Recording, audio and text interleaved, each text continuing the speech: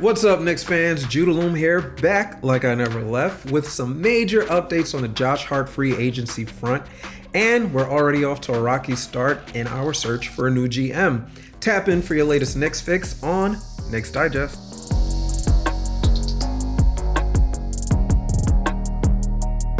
Talking Knicks basketball with you. But like Bryson Tiller said, I'm back and I'm better. So let's get right on into it, starting with this Josh Hart free agency update. Recently, he was speaking with Taylor Rooks, and this is what he had to say about his pending free agency. Obviously, a lot of conversation about what's going to happen, what are you going to do? Every single article says he is expected to decline his player option. Where are you at with that? Are you declining that option? Oh, you're retiring. We'll probably decline that and do the free agency thing. My first free agency I was restricted, and it was ass. I kind of actually cried a little bit. It took like 3 weeks to get it done. I'm like, damn, like, do people want me in the league? Like, I don't think this free agency will go that way. I love New York. I love the team. I love the coaching staff, the front office that we have. We got young guys, draft picks, do all that, all those sort of things. So, obviously that would be an ideal place for me to just, re-sign there and do that. Everything's perfect on the court, off the court, with family, being close to home, doing all those kind of things. So, fingers crossed that, when free agency starts, I'll say a deal will get done, hopefully in the first day or two. I would love for that to be home. So I've touched on this before in prior videos.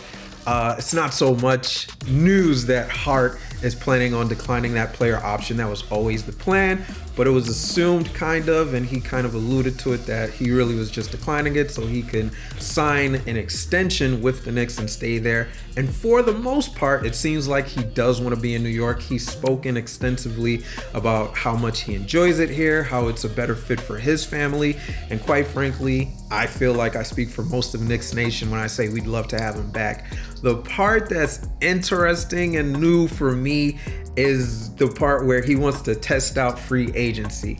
Now, he said it here again that he wants to stay with the Knicks, but at the same time, he's open to exploring what's out there for him in free agency.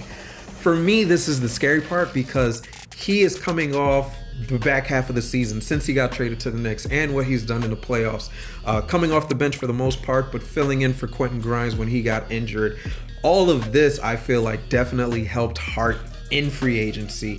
So I'm just a little bit worried that there could be a team out there that says, hey, we saw everything you did for the Knicks. We saw how much of a catalyst you were for their second unit, how much energy you brought. And they might say, we want a guy like you for our team. And at the very least, this is a good thing for the Knicks because, they may say, Hart, we want you so much, we're going to match whatever any other team is willing to pay you, and he stays with the Knicks. But it's not unfathomable that another team out there would say, hey, look at what Josh Hart did for them. We want him to do that for our organization. Let's go out and get him and give him a deal that's above market and sway him to come to that other team. I hate to deal in speculations because you don't know what's going to happen until it happens. But at the end of the day, it's very possible that another team can say, hey, we want Josh Hart. I don't know what dollar amount the Knicks have in mind to extend Josh Hart, but definitely a player of his caliber, a player that brings so much to the team.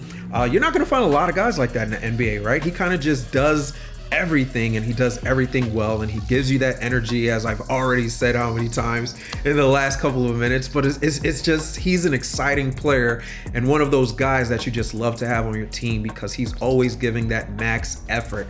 I really do want him to get the money that he's worth because he's shown that he's worth it. But again, team first, we want to sign him. We don't want to give him less than what he's worth, but we want to sign him and keep enough money available for other possible free agents and stuff like that. So for me, it's kind of scary to think that we might lose Josh Hart, but in another sense, it's not the worst because there have been talks about Bruce Brown being linked to the Knicks. Now, him and Brown on the same team kind of doesn't make sense. You'll find a lot of people who say they're pretty much the same player, right? Both of them are high energy guys.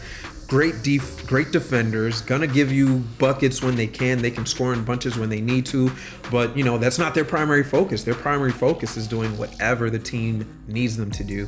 So I would love to keep Hart. Bruce Brown is out there. He's been linked to the Knicks in a couple articles that I've seen. But again, I would prefer to keep Hart. No shade to Bruce Brown, but he's already here. He's got the rapport with the team. Him and Brunson are good friends. Doesn't hurt to keep your star player and Jalen Brunson happy by having one of his close guys on the team and with us. So definitely gonna have my eyes peeking, trying to see anything when free agency opens. I'm hoping, just like he said, day one, the Knicks get that deal in and he doesn't even need to consider any other deals with any other players. So crossing fingers, hoping that it doesn't happen, that somebody tries to just snipe in and take Hart from us. But in regards to free agency and the person who should be running free agency for us, we're off to a rocky start already. It's looking like the Knicks' top prospect for their next GM is already off the table, and then it just seems, I'm a longtime Knicks fan, so it just seems like, here we go again. Things aren't going right for the Knicks. After parting ways with Scott Perry, the top replacement for the team was Bob Myers of the Golden State Warriors. But unfortunately, very early on, before we even get a chance to really court the guy, it seems like we have zero shot of getting the guy. Obviously, the Knicks would want Bob Myers, because look at what he's done with Golden State. Look at the draft picks, right? Steph was already there by the time he took over as GM. Now he's vice president of basketball operations, but he was GM at first. Steph was already there, but he did get Clay. He got Draymond, all the other draft pieces. Jordan Poole, obviously, he played a role in who they drafted, even though he wasn't GM anymore, and he moved on to being president of basketball operations. But still, played a part in getting the Jordan Pooles and the Kumingas and everybody Golden State has drafted since then. Obviously, you can see that they're able to develop their talent very well, and they're able to identify talent over there. The other thing is, like, he's able to maneuver and get talent on that roster, even though you're paying the likes of Clay and Draymond and Steph. Those are big contracts, yet somehow, some way, he always managed to find ways to add more talent, add those key reserve guys. And he added KD. Like, come on, man. The guy is clearly good at what he does. Besides all the moves, though, I mean, the results are going to speak for themselves. 6 finals appearances, 4 championships. Like, listen, if he were to come to New York and just do half of that, 3 finals appearances and 2 championships, not even that. If he comes to New York and wins 1 championship in this lifetime, cemented GOAT status in New York forever. Like, you gonna walk into any store, and I highly doubt anyone's making you pay for anything. You're walking like a king if you come to New York and do this. But as I alluded to earlier, it's looking like it's over before it even started. The main problem here, according to SNY's Ian Begley, Myers wants to leave Golden State because he's currently not being paid among the top front office executives in the NBA. And I feel like he, rightfully so, deserves to be paid as such. I mean, just look at the results. Again, like any executive who's played a key role in developing a team that wins 4 championships, I mean, he needs to be paid accordingly. So with James Dolan already paying Leon Rose a handsome sum, he's reluctant to, pay another front office executive a large sum of money, especially because Myers wants to be paid as one of the best front office men in the league.